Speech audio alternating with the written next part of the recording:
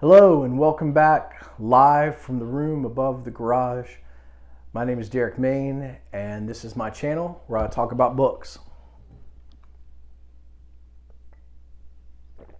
I'm going to start off today, and it's fitting considering the work I'll be talking about, just wishing you well. You, your family, your friends. I think we are entering back into a dark time, a time of isolation, a time of high anxiety, fear, insecurity, and an unknown. And I just want to send my love out to you for whatever that may do or bring. And also, of course, always let you know, if you're watching this, thank you. And if you ever need anything or need just someone to speak to, please don't be shy about, reaching out. I know that this, as we head into what I anticipate to be a long fall and a long winter, I know it's going to be hard, and we're going to need each other. And so I hope that we keep and hold on to each other in whatever ways we can. So I'm going to talk today about Malacroi by Henri Bosco, translated by Joyce Zonana. And as you can see from the cover, this is a NYRB classic, and one that I had not had any prior knowledge of when I read it maybe 6 weeks ago or something. A lot of stuff kind of blends together when it comes to my reading life, and I do want to briefly touch on that aspect, because today's book is a bit different in that it's very story-based, and it's a philosophical text. I am really drawn to philosophical text. I'm really drawn to allegory, particularly, frankly, NYRB is one of the best at bringing out that sort of European or oftentimes colonial literature that is sort of steeped in allegory. And it is kind of, typically it's at this period. So Malacroi was written, it's set in the early 19th century. So that's the concern for me. Let's see if it's written 1948 is the copyright, and Henri Bosco was alive from 1888 to 1976. But that early 19th century where it's set, and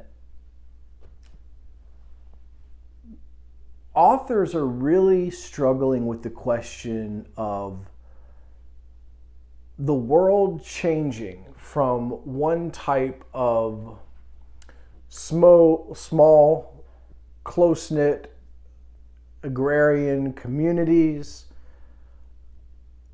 with more local leadership, more local politics, the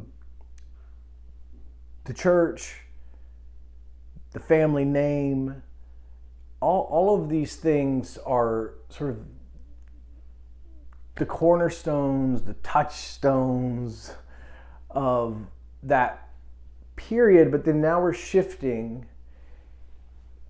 into a very different time, and these authors are sort of at the forefront of that, right? And they are doing, I think, their best, at least the ones I really like, at stabbing a guess at what the ethical dilemmas are going to be as we transition to a new, not just economy, but a new way of organizing people and living together. And what makes that really interesting to me still is that if you're of the belief, like I am, that we're in a similar period, in two primary ways. So here, the two primary ways that I would argue are are one, of course, the move from the analog to the digital in all of the things that encompasses. And there's no need to go more than 5 seconds on to that, but we're fully in that now. I'm speaking to a camera sitting on a chair with a little light around it so that this can look somewhat okay. I'm terrible at framing. I just hope that I sound good. I don't care how I look. But I do hope that so the thing I'm doing right now is reaching out through a real physical matter and space that I can touch into this digital space where I'm hoping to entertain you for 13 minutes, 15 minutes. I see 6 has gone by now, so maybe 20. I apologize. And for this to live presumably as long as it is sort of allowed to in this other space. Okay, so there's that transition and boundary that we're crossing over, and we're well familiar with that, and there's quite a lot of philosophical works and written works on that. And then the second, I think, again, a lot of philosophical and written works on this, but our generation is having a realization that the earth as we know it is changing in so much as our place in it. And we feel, I think, sort of at I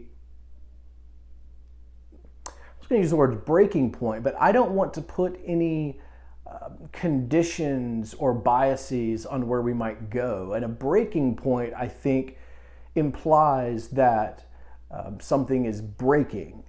And I don't want to necessarily put that on there. But we are entering into an extremely strange period, I think, where our relationship with our home here in the earth and how human beings inhabit it is going to be, I think, the primary concern of the next 150 years.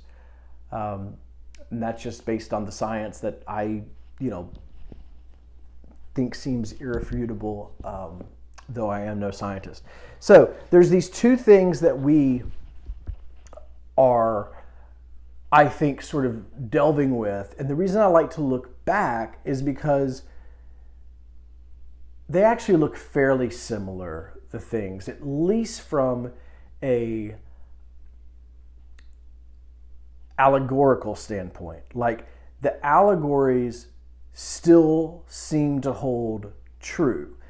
And we now have the benefit of some hindsight. This is almost 100 years old, this text, and where it's set is even further than that. So we can kind of see what were the issues of concern that turned out to not be issues of concern, what were the issues of concern that turned out to be paramount, and what were the things that were kind of missed.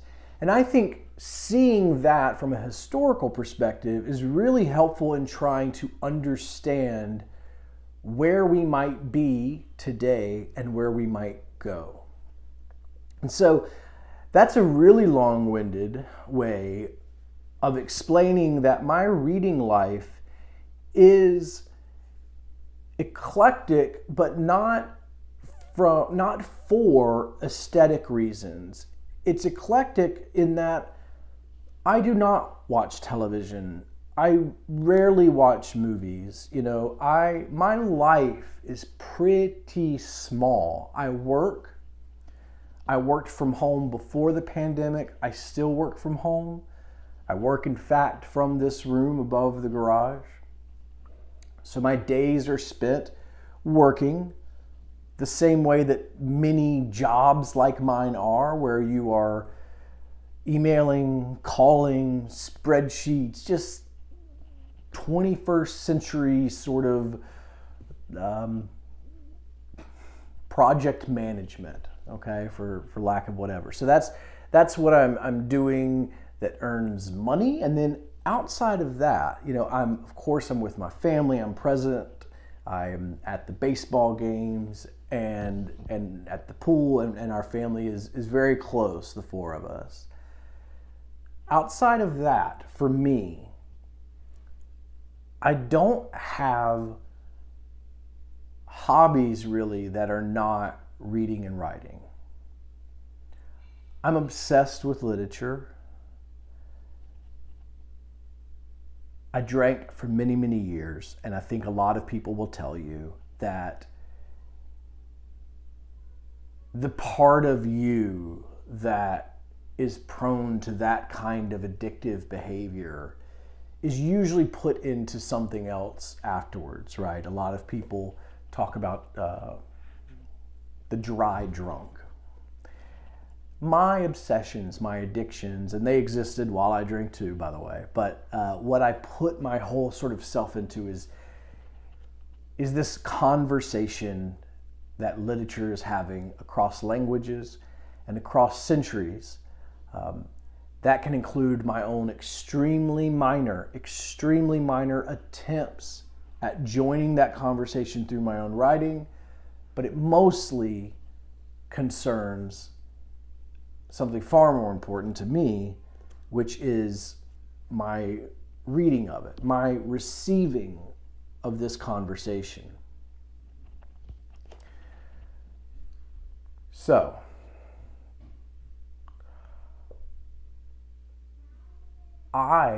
because that's like all I'm interested in doing, have very different reasons for reading very different stuff. Right now I'm reading a lot of boxing work for research. This is nonfiction boxing stuff, but for research into a larger written thing. I'm in the midst at this moment of a huge John Fante revelation, as I have just read him, and I'm going to have some videos probably on, definitely on the Arturo Bandini saga, but on some other stuff as well. That stuff is life-affirming, gives breath. That's what makes me excited, you know. And then, I'll give a third example. So I've been trying to get through Philosophical Investigations very, very slowly.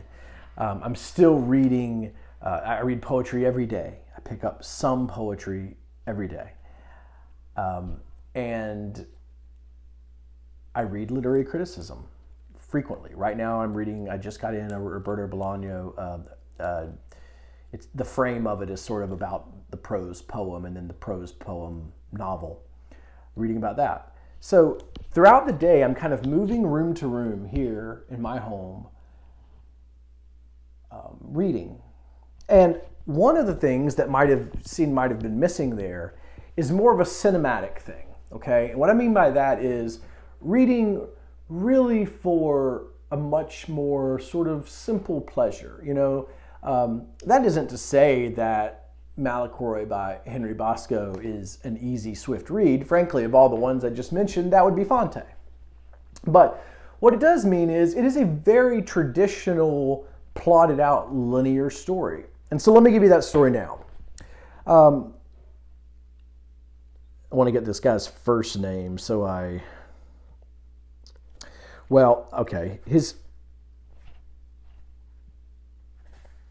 there's two families, so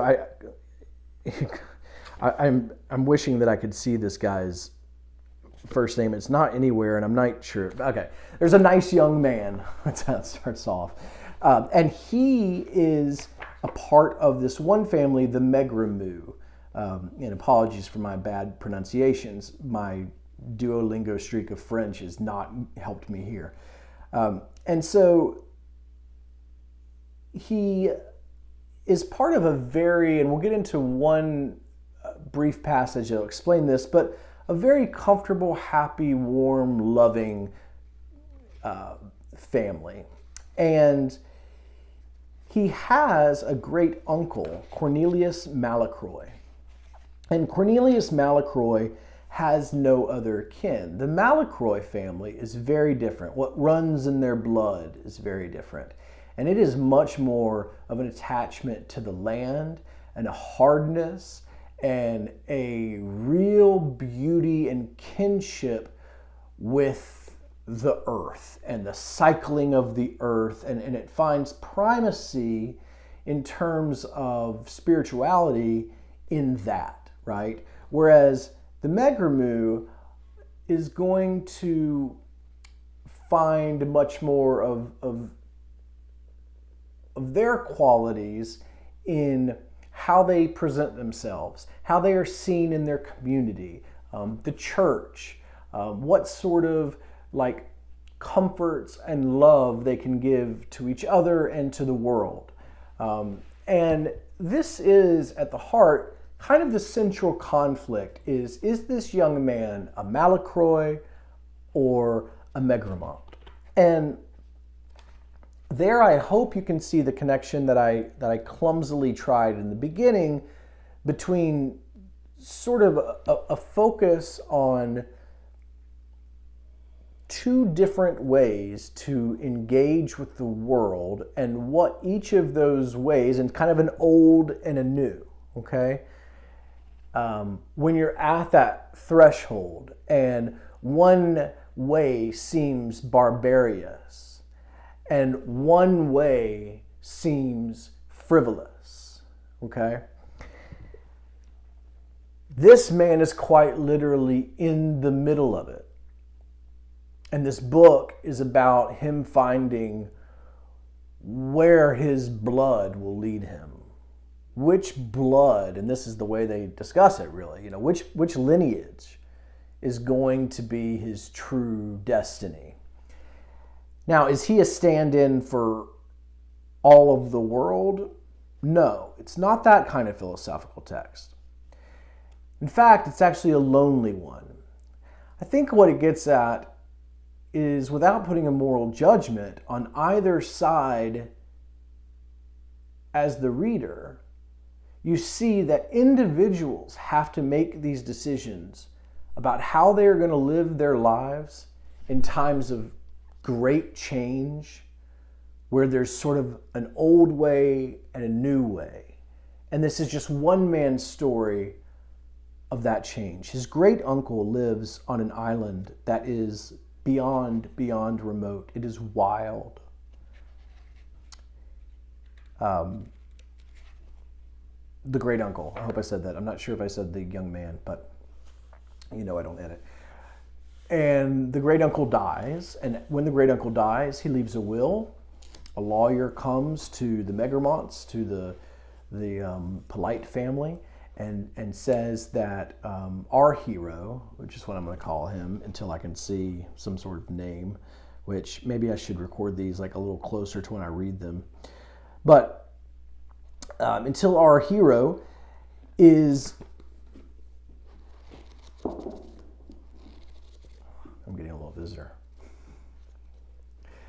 Is told that there's a will, and his great uncle, Cornelius Malacroi, has offered him the island and the very, very bare home that's at the island. All there is a fireplace.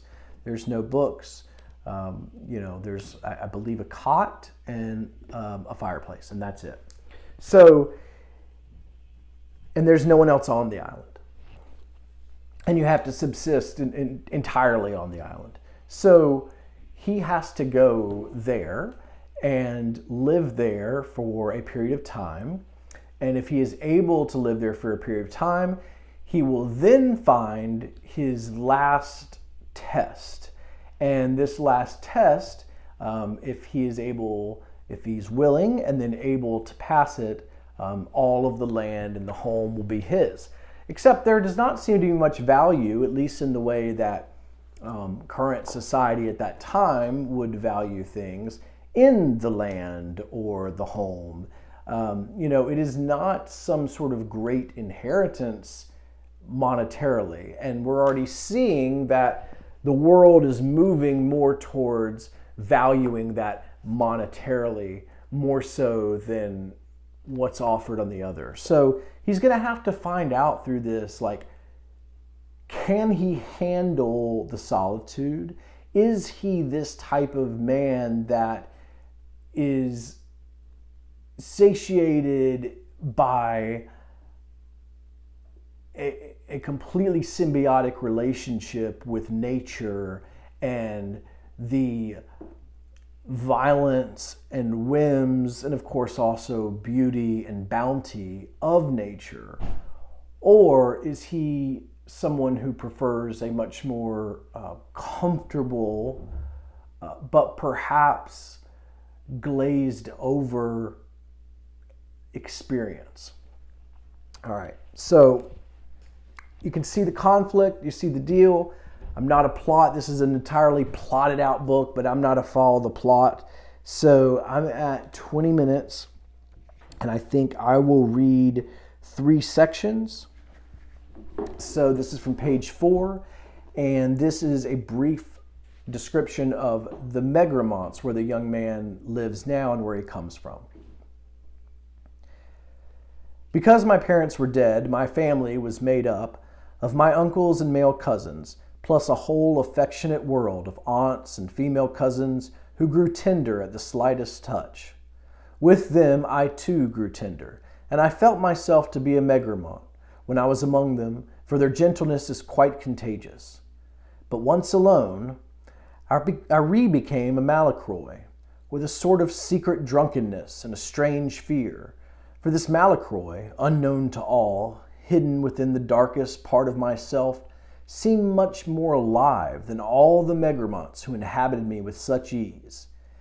He never mingled with them, and his reluctance to show himself created a spiritual solitude within me, strong as a bare flat land, worked by winds and waters, and that is where I would meet him. So central conflict, I think, set up on page 4. A lot of this is about solitude. He has to live there alone for 3 months. There is someone there. There is a man who almost seems so in tune and plucked from the nature that you are not going to find the same type of companionship with a fellow human being as you might expect with this man.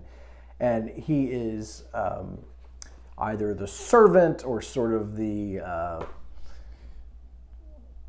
servant. It's really not the right. He's a servant of the land. And he is Cornelius Malacroi, while he was alive, right-hand man, and he takes care of the flock, and he lives in one of 7 little huts around the island, and he is incredibly in tune to everything when it comes to the natural world there. The weather, threats, the seasons, all of it. And so he is going to be there as our hero goes and lives to see if he can live alone for 3 months. But his presence only increases the solitude. He's not there all the time. When he does come around, it is almost eerie at first, and it doesn't even seem necessarily like a man. It's much more like, one of the sheep or the rams on the island or something. It's just not. And I hate the way I said that, but again, I'm not going to go through and edit. But he just does not seem the type of person to provide company or companionship. I mean, he can provide assistance and he can keep you alive, but that is, at least in the beginning, the extent of what he can provide. So this is a bit on solitude. No 2 times of solitude are alike, for we are never alone in the same way. There are some singular people whose passage inspires in us a deeper, vaster sense of isolation once they have left us alone. The more they are themselves solitaries, the more their presence fills us, the more their absence leaves us empty. It may be that such people, created for the desert, attune us to the secret laws of solitude. I clearly felt that Baldurin had left me more alone than I had been before his brief visit. When will he return, I wondered, as if already missing him. But although I did indeed miss him, it was in another way that he had made me aware of my unique position, something ineffable. emanating from him, gave me a foretaste of this wild land and the life one lived here. Not exactly the taste, but some sort of cryptic warning. I was in a territory foreign to my natural life. Here the words, the sounds, the silences, even the objects spoke a language of their own, to which I had no access. Among themselves they conversed in this unknown idiom about regrets, old memories, deep-rooted thoughts, hopes whose existence I sensed, but without perceiving the web of their mysterious relationship. So I could have just read that instead of doing the preamble because I think it does a pretty good job. And if you didn't catch on, that first name I gave you there, Baldrahan, is the right-hand man, the one other human who lives on this island. And so we're at 25 minutes. The last thing I'm going to do is read a section on Word 13 that I just love and I think is beautiful. And then I am going to... okay, it must be 2:13. And then I'm going to say goodbye for the day. I hope this was something interesting. I think this book, for the right reader, is one that you're really, really going to enjoy. I do recommend it. So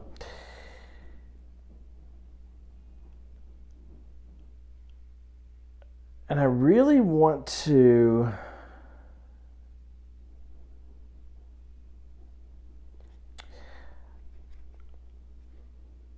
oh man, I really wanted to find this section and I'm like, why did I not write down the number? You know what I mean? Like, oh, here we go. Good. Okay. Whew, it is 1:13. Thanks again for watching. The night promised calm. Outside, the air remained motionless above the treetops. Inside, the fire was burning prudently to last until dawn. Nothing was emanating from it except the sheer sense of life. In me, no movement. My plans at rest, my mental images sleeping in shadow. The absence of imagination was complete. I perceived the few objects in the room, evenly lit by the fire's steady glow, without drawing from them the slightest dream.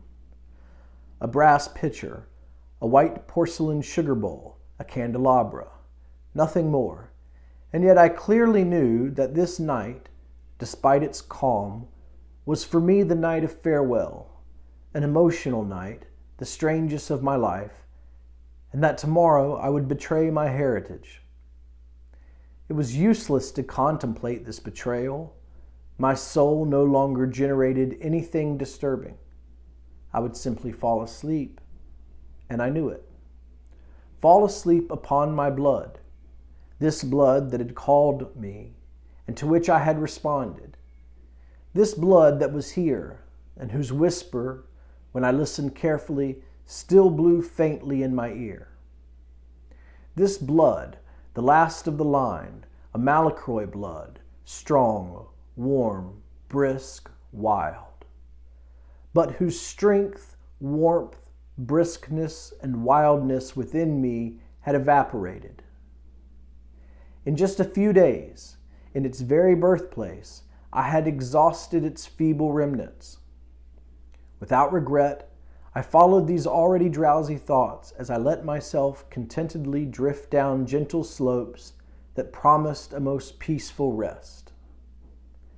Little by little, I forgot everything. I was calm until midnight. At midnight I awoke, perhaps naturally, perhaps not, but without any anxiety.